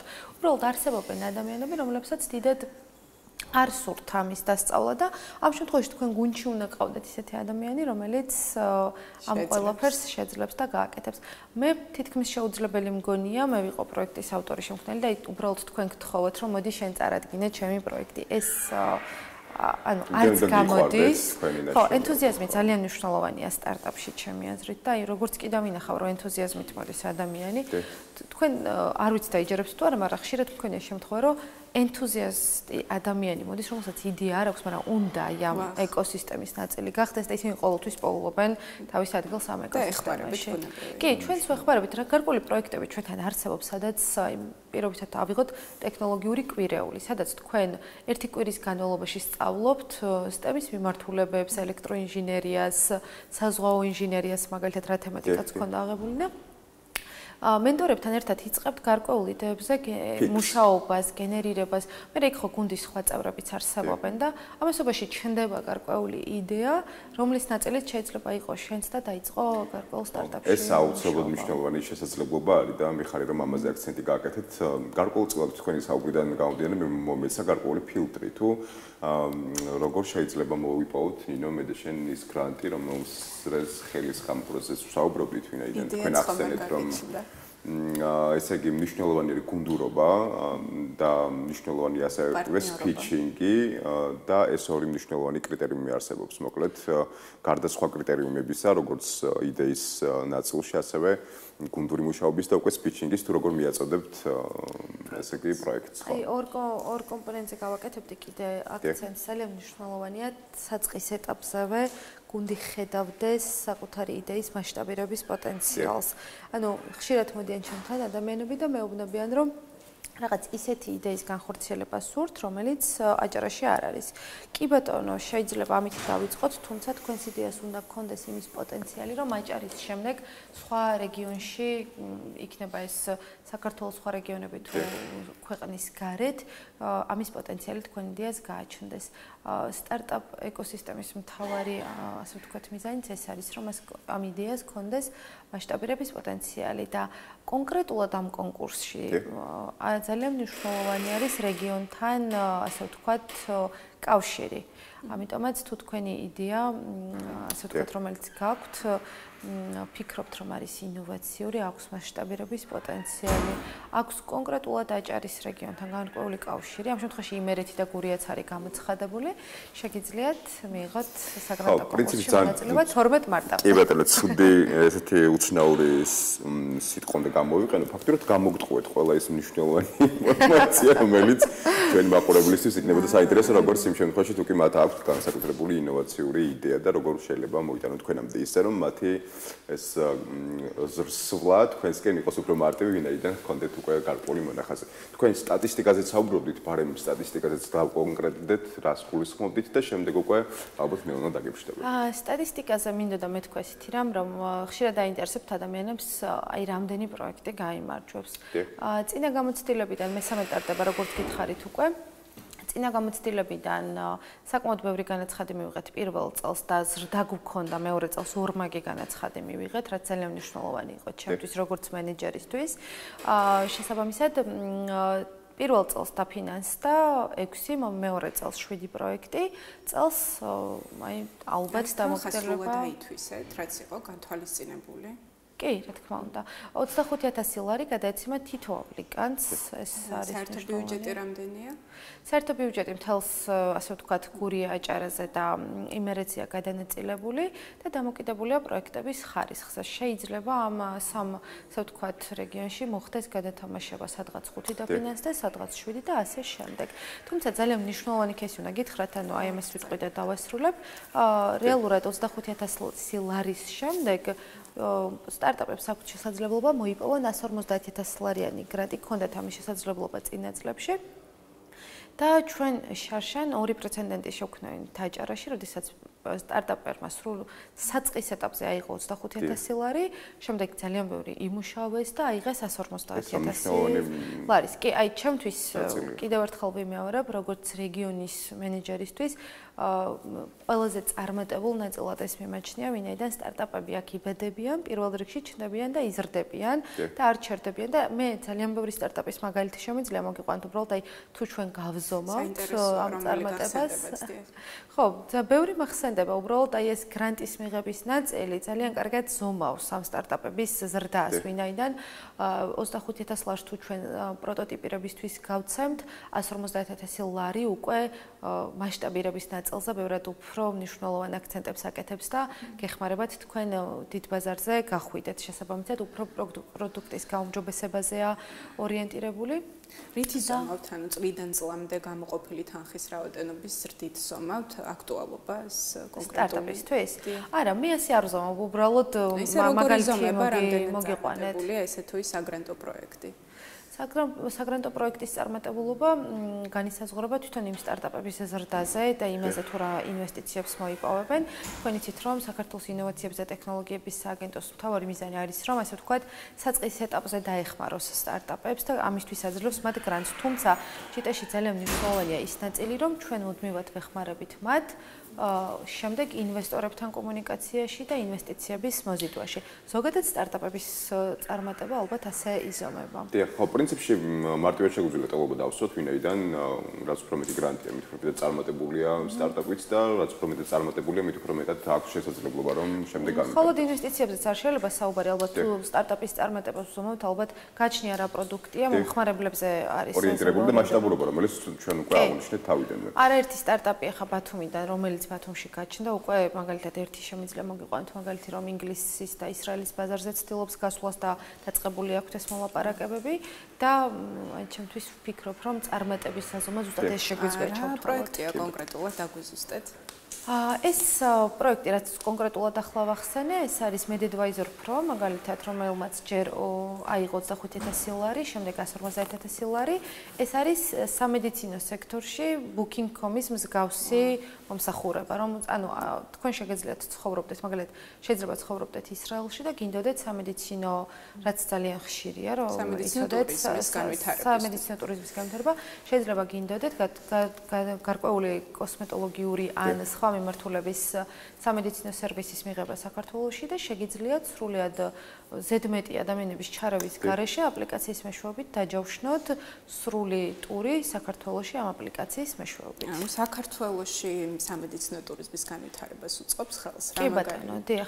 ისედაც ჩამოდიან ადამიანები ამ სერვისების და ეს აპლიკაცია ძალიან საინტერესო ფაქტი არის ის, რომ ეს აპლიკაცია, ანუ ეს პროდუქტი შექმნეს ქალბატონებმა, რომლებიც არიან კლინიკის დამფუძნებლები, ანუ გარკვეულწილად შეიძლება ვიღაცა მიფიქროს, რომ მე რაღაც ტექნოლოგიებთან აუცილებლად კავშირი უნდა მქონდეს იმისთვის, რომ მე ვფიქრობ, რომ პროდუქტი ჩნდება იქ, სადაც გამოწვევას და პრობლემას დაინახავენ ადამიანები. შემდეგ მათ ასე ვთქვათ, გუნდში შემოიერთეს ტექ ადამიანები, რომლებიც რა თქმა უნდა ტექნიკურად ეს ყველაფერი გაუკეთეს, მაგრამ იდეა გაჩნდა ორ ქალბატონში, რომელსაც ჰქონდა კლინიკა და ხშირად ყავდათ პაციენტები სხვადასხვა ქვეყნიდან და ხედავდნენ, რომ არაკეთილსინდისიერად ხდებოდა ამ ადამიანების ჩამოყვანა თუ გარკვეული პროცედურების გავლა, რაც იცით რომ შეიძლება რაღაც ისე ხდებოდეს, თუმცა გადაწყვეტეს, რომ აპლიკაციით ჩაენაცვლებინათ და გაეციფრულებინათ ეს პროცესი და კიდევ უფრო გაეზარდეთ საკუთარი მომხმარებლების. თქვენ მნიშვნელოვანი აქცენტი გააკეთეთ ნამდვილად, რომ არ არის აუცილებელი ფლობდეთ გარკვეულ ტექნოლოგიურ უნარჩვებს იმისთვის, რომ გქონდეთ იდეა და ვისაც ექნება სურვილი, რომ თუნდაც სამ საგრანტო პროგრამაში მიიღოს მონაწილეობა, კიდევ ერთხელ დავკონკრეტებით, რომ არ არის აუცილებელი კონკრეტული ტექნიკური უნარჩვები, მთავარი იდეა და გუნდში ყავდეთ ის ადამიანები, რომლებიც ამ იდეას გამართავენ ტექნიკურად თუნდაც. უღმესი მადლობა ქალბატონო ქეთევან, ყოველთვის საინტერესოა თქვენთან საუბარი. აუცილებლად შედეგებით დავინტერესდებით და გელოდებით უკვე შემდეგ. გამარჯვებულების არგით მოგაგებით. კარგ დღეს გისურვებთ და საინტერესოდ კონკურსის ჩატარებას. სათხანში სხვა სტუმრით გიბრუნდებით.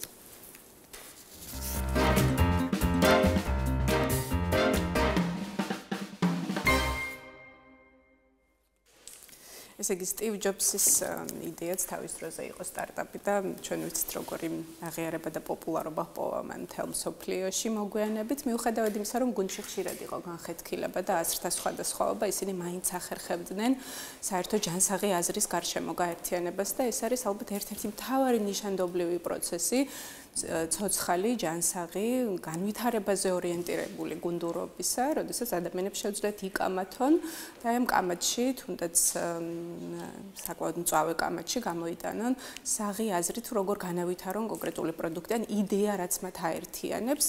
აქ ქეთევანმა ისაუბრა იმაზე, თუ რა მნიშვნელობა აქვს პროექტის წარდგენას, თუ როგორ ვაწვდით, რას ვაწვდით, რაზე ვაკეთებთ აქცენტს, სხეულის ენას როგორ ვიყენებთ, ასევე ემოციური ფაქტორი არის თუ არა ჩართული აი ამ პროცესში და ბუნებრივია მეტყველება და ვიზუალი, რომელიც ახდენს ძალიან დიდ გავლენას, როგორც ამბობენ, პირველად ეფექტის 80% ზუსტად ვიზუალზე მოდის, შემდეგ აუდიალური ნაწილი ერთობა და შემდეგ უკვე ემოციური, რა არის საინტერესო ამ რასთან მივდივარ აი ამ საკითხის გაშლით, აი ამ თემის ქეთევან მარაც ისაუბრა ამ თემიდან გამომდინარე, დიახ, თავდაჯერებულობასთან მივდივართ, ალბათ ნიკო, ჩვენ გვიშინ ვიფიქრეთ, თუ რა საკითხზე გვესაუბრა ფსიქოლოგთა ერთად, როგორც იცით, ხშირად საუბრობთ ხოლმე საჭიროებო საკითხებზე, თავდაჯერებულობა არის ის ერთ-ერთი ფუნდამენტური მნიშვნელოვანი ფაქტორი, როგორც ამბობენ ფსიქოლოგები ყოველ შემთხვევაში, რაც გვეხმარება ყოველდღიურად სწორად წარმართოთ ურთიერთქმედების პროცესი გარემომცველ სამყაროსთან, აქვს თუ არა საერთოდ მნიშვნელობა იმას, რას ვფიქრობ მე საკუთარ თავზე გარემოსთვის და გარემო რას ფიქრობს ჩემზე ასევე, ან გვაქვს თუ არა შესაბამისი შინაგანი უნარი და ინსტრუმენტი იმისა, რომ ჩვენ თავად სწორად შევაფასოთ საკუთარი თვითშეფასება რა საფეხურზეა და გვჭირდება თუ არა საერთოდ შეფასებები. ეს არის ჩემი აზრით ყველაზე სადაო საკითხი, შენი აზრით გვჭირდება შეფასებები? თვითშეფასება არის ძალიან მნიშვნელოვანი, თვითშეფასების ნაწილს გულისხმობ, ვინაიდან როგორ გამოვხატავთ საკუთარ თავს, ალბათ დამოკიდებულია იმაზე, თუ როგორ აღვიქვავთ საკუთარ თავს. სხვა ფაქტორებზეც ალბათ მოდი ვისაუბროთ ჩვენ ახლა ფსიქოლოგთან ერთად. სოფო ჩიმბა გვერდდება. მადლობა ქალბატონო სოფო, რომ ხართ ჩვენთან ერთად. საკმაოდ თავდაჯერებულად შემოხვედით. რა განაპირობებს თქვენს თავდაჯერებულობას დღეს საინტერესო არის თუ არა ის გამოცდილება მნიშვნელოვანი ფაქტორი ამ შემთხვევაში თუ თემაზე კარგად ხართ მომზადებული? ზოგადად ძალიან მნიშვნელოვანია, როცა აუდიტორის წინაშე წარსდგებით ვიყოთ მზად ამისთვის.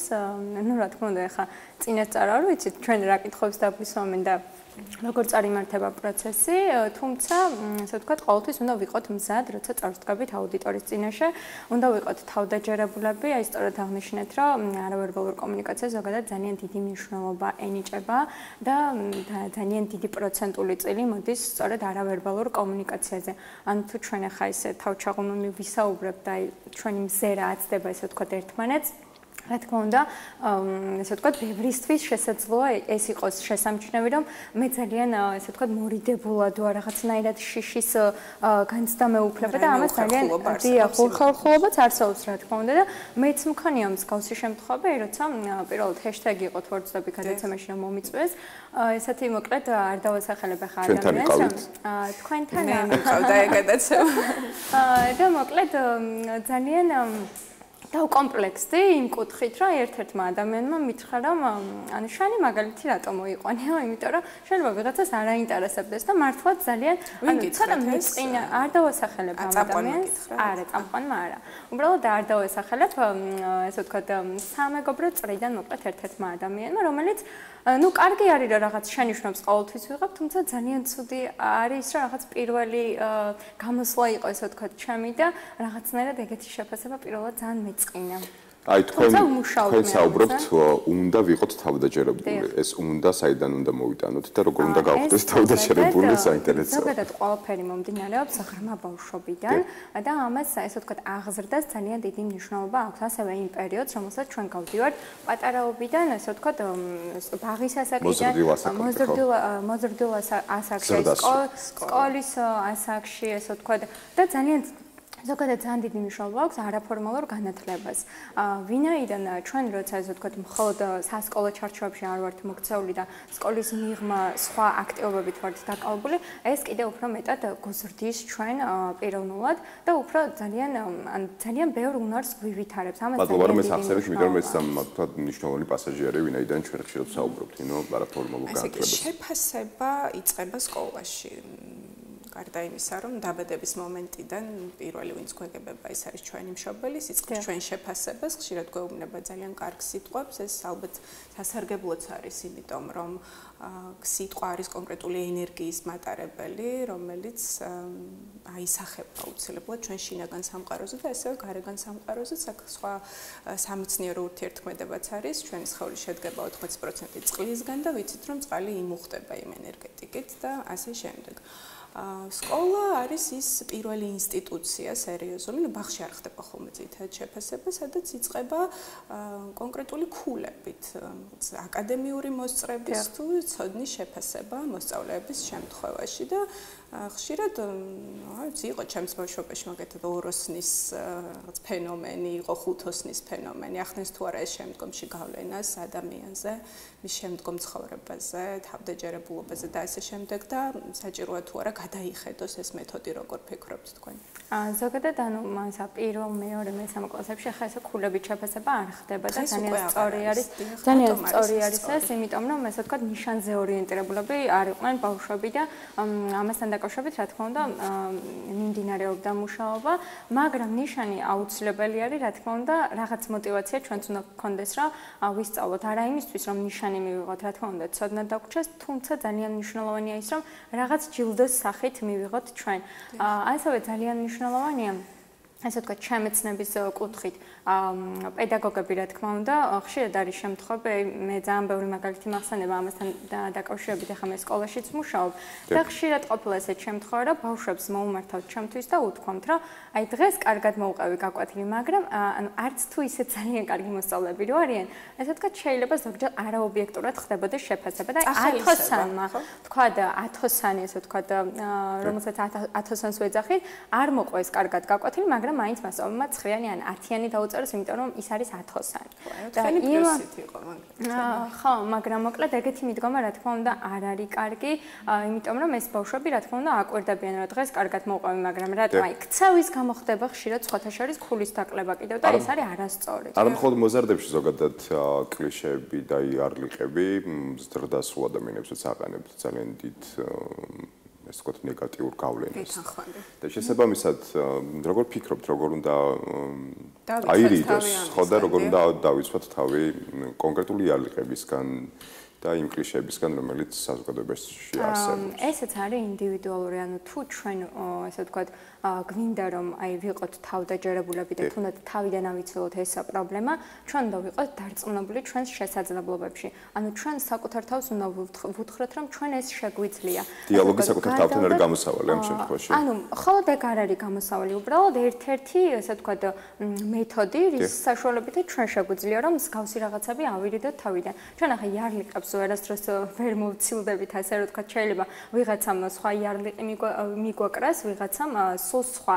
ანუ ჩვენ ვიყოთ ამისთვის დისკრიმინაციის ფენომენი, მაგრამ თუ ხელმძღვანელი მე მეუბნება რომ კარგი ვარ, სხვების თანდასწრებით პირობითად შეიძლება ამან გამოიწვიოს გარკვეული ტიპის განაწყენება, სხვა ადამიანებში ამ პირიქით დავუშვათ აქებთ კონკრეტულ ერთ მოსწავლეს და სხვები გისმენენ ამ შემთხვევაში ახდენს თუ არა ის გავლენას სხვებზე უარყოფითი კუთხით თუ ნორმალურია ინდივიდუალურად გამოხატულება მასწავლებლების მხრიდან ხასიათებადი. ამ შემთხვევაში ზოგადად როცა რაღაც ხდება კონკრეტულ ინდივიდს შეეხება, ჩვენ არასდროს ან ესე ვთქვათ შენიშვნა ეს ან თუნდაც შეკებას ვცდილობთ, რომ აი ინდივიდუალურად ვუთხრათ ბავშვს და თუ რაღაც არის ისეთი რაც თქვა და გამოსასწორებელი აქვს ბავშვს, მთელი კლასის წინაშე არ დავიწყოთ ამასთან დაკავშირებით საუბარი. ჩვენ ზოგადად გვაქვს როგორც ჯგუფური შეხვედრები, ასევე ინდივიდუალური შეხვედრები, თუმცა ძალიან კომპლექსდებიან ბავშვები ამის ფონზე და ეს რა თქმა უნდა უარყოფითად აისახება მათ განვითარებაზე. ხაი, როდესაც ადამიანს აყენებენ შეურაცხყოფას, შეურაცხყოფა ნებისმიერ შემთხვევაში არის დაუმსახურებელი, ხა ამაზე ვთანხმდებით. ერთადერთი ადამიანები, ვისაც აქვთ ჩვენი გაკიცხვის უფლება, შესაძლებელია დაუშვათ, რომ ეს იყვნენ მშობლები და საკუთარი თავი, რა თქმა უნდა. როდესაც გაყენებენ შეურაცხყოფას, შესაძლოა თუ არა ამან ფუნდამენტურად იქონიოს გავლენა საკუთარ თვით შეფასებაზე, რაღაც ფსიქიკურ მოწყობაზე, ემოციებზე და როგორ უნდა გავუმკლავდე ამას. ანუ ჯანსაღი მოვლენა არის თუ არა ის, რომ მას დაუბრუნო ის, რაც თქვათ, მიიღე მისგან. რა თქმა უნდა, ეს უარყოფითად აისახება ჩვენს თვით შეფასებაზე და მომდენო პერიოდში, ანუ არ გვექნება სურვილი და განსაკუთრებით, ანუ სუსტინების ყოფის მქონე ადამიანებს ეხება, არ ექნებათ სურვილი, რომ აი ის ქცევა, კონკრეტული ქცევა, რაც განახორციელეს და რის გამოც თქვათ, შენიშვნა მიიღეს, ანუ შემდგომ პერიოდში აღარ განახორციელონ ეგ და ძალიან ცუდია მოკლედ ესე რო ხდება, მაგრამ სამწუხარო რეალობა ის არის, რომ მაინც ხდება ესე სკოლაში, ბაღში, ყველგან ხდება ეს უბრალოდ ჩვენ ვიბრძოლოთ ამას, რომ არ მოხდეს და ძალიან მნიშვნელოვანია, ასე ვთქვათ, მშობლების ჩართულობაც ამ პროცესში, რომ აი ხშირ შემთხვევაში, როცა ბავშვი რაღაცას აშავებს, ახლა ჩვენ უნდა გქონდეს იმის ძალა, აი ტყუილად არ მუშაობთ ხო სკოლაში?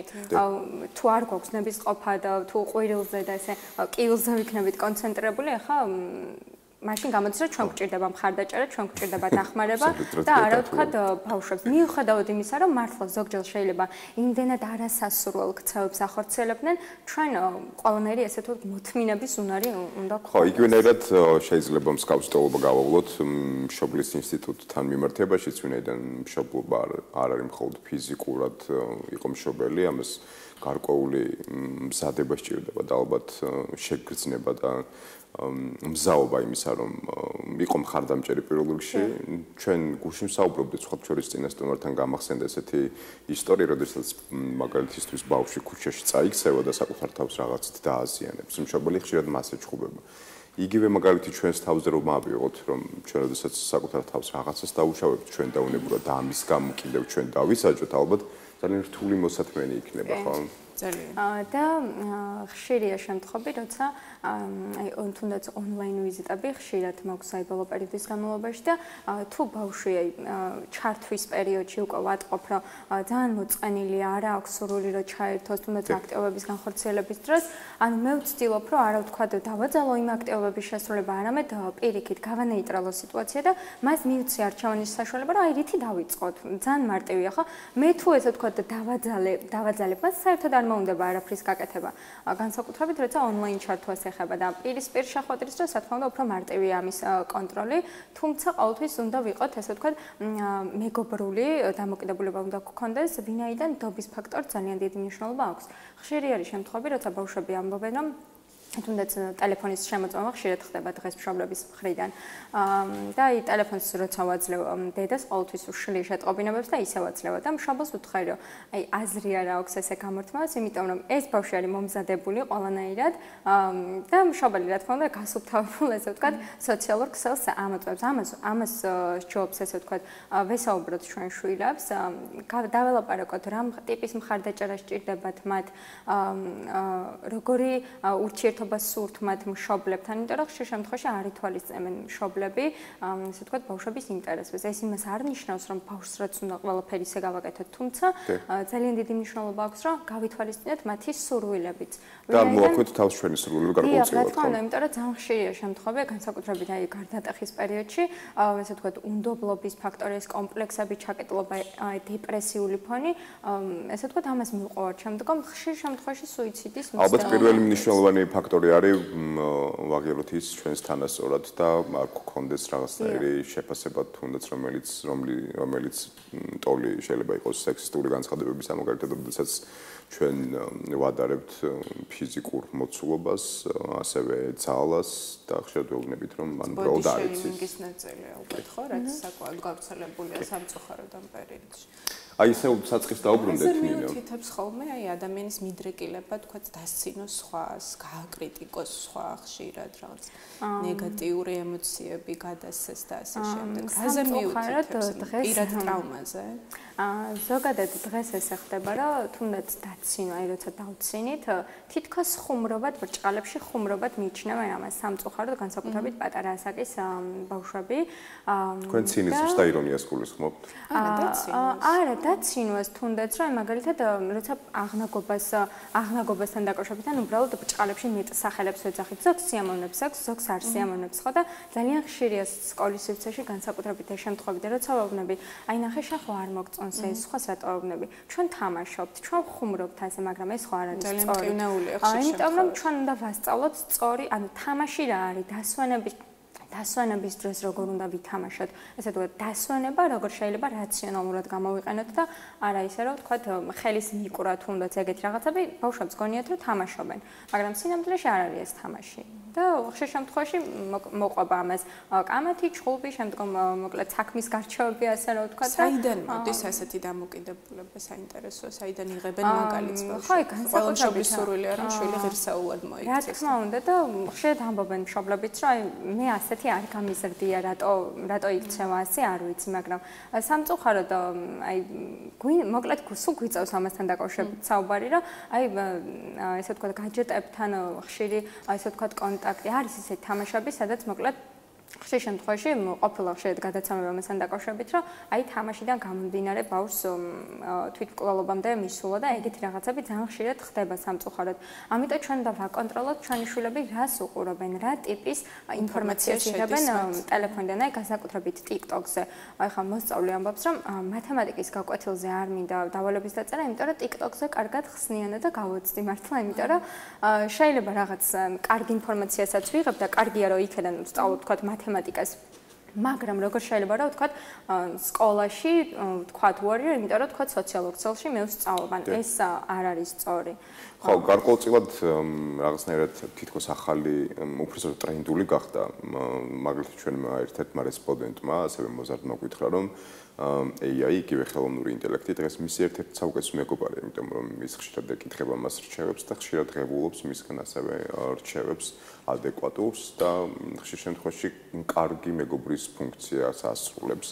ეს რამდენად შეიძლება იყოს ესე ვთქვათ რთული ან საგანგაშო ან რაიმე ზიანის მომასწავლებელი მომავალში ფსიქიკური მდგომარეობის თუ ჯანმრთელობისა. იგივე შეიძლება იყოს ეს ადამიანი სამომავლოდ შემდეგ გარიყული ან შეიძლება გაუჭირდეს სოციალიზაცია, რაზე მიგვანიშნებს? აი სიმართლე გითხრათ ამ ხელოვნური ინტელექტთან დაკავშირებით ხშირად მიფიქრია და რაღაცას აი ლანგარით რომ მოგვერთმევენ საჭმელს, სწორედ ეგეთი ფუნქცია აქვს ჩემი აზრით ამ ხელოვნური ინტელექტს, იმიტომ რომ ზოგადად დავალების დაწერა იქნება თუ რაც იქნება, მოკლედ რაიმე ინფორმაცია იქნება, ყველაფერს მოკლედ ალბათ არ ვიცი, ალბათ მოწავლეები დავალებასაც აქწერენ, იმიტომ რომ ერთ-ერთმა მოსწავლემ გუშინ უარი განაცხადა სკოლაში დავალების დაწერაზე, სახში მირჩევნიაო და თანაკლასელმა უთხრა, რომ ალბათ ხელოვნური ინტელექტი ChatGPT ალბათ ეს დაგეხმარება შენ დავალების დაწერაში და ფსიქოლოგიაში ზოგადად არის რამე გამოკვეთილი ესეთი მონახაზი ან რამე კონკრეტულ საფრთხეებს ზე არის საუბარი, რაც შეიძლება გამოიწვიოს.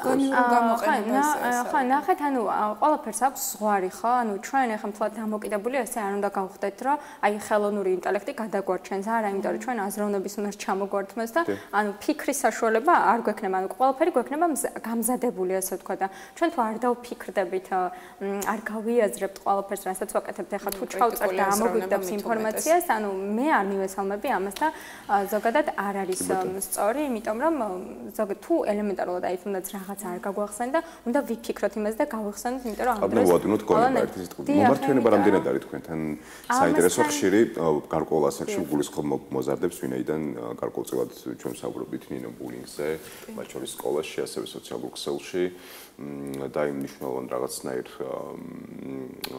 ეს თქვა გამოწვევებზე, რომელიც დღეს არსებობს ამ კონკრეტულ ასაკობრივ ჯგუფში. მომართვენება რამდენად ხშირი არის ფსიქოლოგთან ამ მიმართულებით? საკმაოდ ხშირი არის, თითქმის ყოველდღიურად ხდება. ასაკსაც არ აქვს მნიშვნელობა.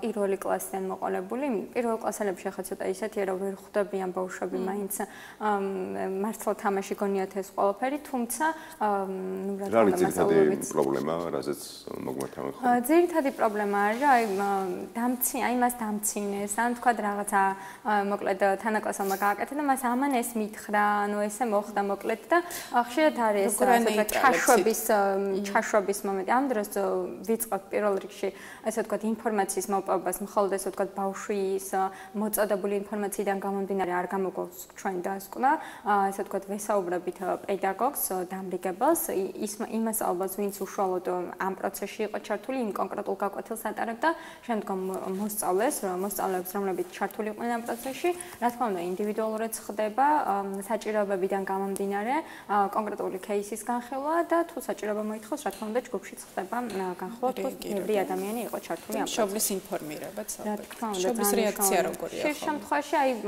დღეს განსაკუთრებით, ესე ვთქვათ, ყოველდღიურ რეჟიმში ხდება ინფორმაციის მიწოდება მშობლებთან, თავად მშობლებიც აქტიურად არიან ჩართული ამ პროცესში, რომ აი დღემ როგორ ჩაიარა ძალიან რაიმე ხوار პირველი კითხვა რაიმე ხوار დააშავა ჩემო შვილმა მოკლედ ეს არის ხშირი კითხვა რომ რაიმე ხوار იყო ეგრეთ წოდებული ჩაშვების ფენომენს როგორ ხსნით ფსიქოლოგიურად ან ზოგადად ანუ თავდაცვის მექანიზმია დასმენა ეს თქვა ვიღაცამ რაღაცა თქვა და ჩვენ თითქოს ვცდილობთ რომ ამით მასწავლებელთან კარგი ურთიერთობა დაამყარა ხო ხშირ შემთხვევაში ამას აკეთებენ რომ თითქოს მასწავლებელმა ეს ვერ დაინახა ხშირ შემთხვევაში თვალს ვხუჭავთ ეგეთ რაღაცებზე იმიტომ რომ ზოგჯერ იგნორი კარგი საშუალო ყველა შემთხვევაში რა თქმა უნდა იგნორი არ არის კარგი მაგრამ ამ შემთხვევაში როცა ჩვენ ხშირად თვალს ვხუჭავთ იმაზე და არ ვაკეთებთ აქცენტს სპეციალურად არ დავინახე და ბავშვებს ვეუბნები რომ შეიძლება მე დავინახე მაგრამ არ ვამბობ ამას იმიტომ რომ არ მინდა რომ ყურადღება გავამახვილო